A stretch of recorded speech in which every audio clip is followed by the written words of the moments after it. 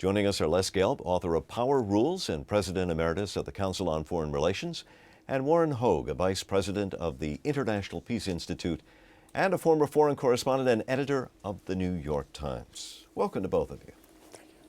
Let me begin by asking a question that I am sure has been asked a lot in the White House this week, and that is, what do we do about North Korea? Warren? I think the only answer is you have to follow a diplomatic path, because I don't think the military option works. I don't think there's any way we can imagine we can take out the nuclear threat. And the diplomatic path so far has produced not too much. This is a problem that, despite changes of administration, the regime still threatens, and little has changed, Les. That's true. They kept up with their nuclear program. And the fact of the matter is there isn't a great deal we can do about it, because if we took military action to destroy it, the North could destroy the South within a couple of hours. Are they really a danger, or is this just political theater? That's the question everyone asks. And I think not many believe that the North would actually launch any kind of attack against the South. But they do worry that the North would sell nuclear materials and technology to rogue countries or to terrorists. Is there any indication, say, of communication between Al-Qaeda and North Korea? None. So then who possibly could be using the technology that North Korea is making? There's been suspicions that the North Koreans have tried to get nuclear material or assistance to countries like Iran, but it's never been proved.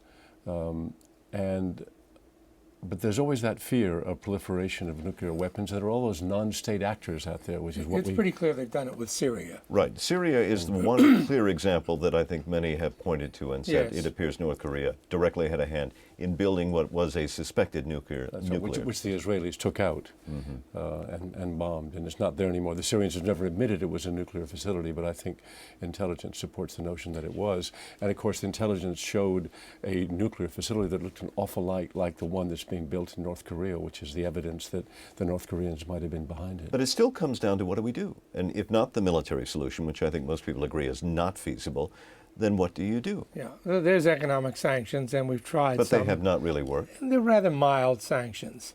You can't do much because the country is already totally impoverished. And most say those who suffer when you do that are the people, but that the leaders of the regime, they do fine. The leaders in the army are well fed. They're the only ones who are taken care of. And they don't seem to give a damn about the rest of the people. And the people are so beaten down that they're compliant. What about China? Well, China obviously is the pathway, because China, 90% of the food and fuel that goes into North Korea goes through China.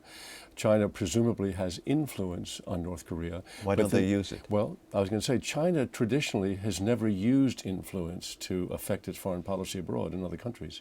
They do a lot of business abroad, but it's just a business deal. It's not trying to influence the policy of other countries.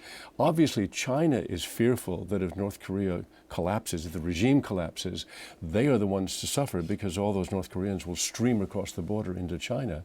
But so far, China has not really taken any action to curb the behavior of North Korea, though it's a terrible client nation, and they must in Beijing be really impatient with them, but I just don't see any evidence that they're taking action. Yeah, right now, the administration is hoping, and it's more hope than expectation, that China will get tougher on the North, and in particular crack down on banking operations that the North has with other countries, and step up the arms embargo. Right now, there's only a UN resolution banning heavy arms sales to North Korea, and we want to expand that to all arms. We want to hit them where it really hurts, or we would like the Chinese to do that. Yeah, and we ask them to, but there's not much expectation they will do it. Let me move to the Middle East before we run out of time.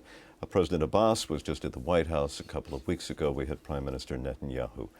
Are we supposed to be encouraged by the developments we've seen these past couple of weeks about the prospect for peace? It depends which development you're talking about. I think when Netanyahu came to the White House, he left and the appearance was that he had resisted Obama's entreaties for him to say he will crack down on settlement expansion, for Netanyahu even to endorse the two-state solution, which has been the basis of Western policy for about a decade right now.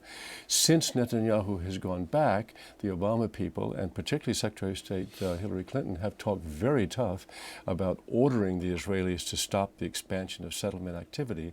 I think that is related to their need to give Abbas some kind of appearance of strength, because if Abbas cannot count on Washington to tell the Israelis, you've got to stop this settlement expansion, which they have been ordered to do for years and years now, then Abbas himself looks like a weakling against Hamas. But the Netanyahu administration says they're not going to stop, or they will allow them to grow naturally. Right. They say they won't build new ones. They'll allow the existing ones to grow naturally. It was interesting to see these last two meetings between the leaders, Palestinians and the Israelis, and President Obama, because he got his first real taste of the near impossibility of movement at the negotiating table at this time.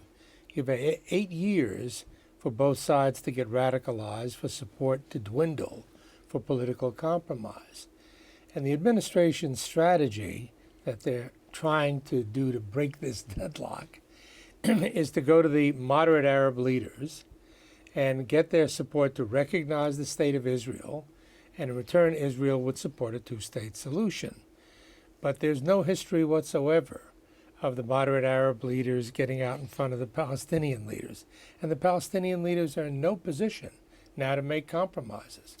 In this meeting, you had Netanyahu and Obama being deadlocked, and you had Abbas and Obama being mush. I just had one more wrench in the machinery. The last 10 seconds. Is Iran. You have Netanyahu wanting to shift the conversation to Iran at a time when the Obama administration wants to open up some kind of, make some sort of opening to Iran. Those things are in direct contradiction. Warren Hoge, Les Gelb, thank you both.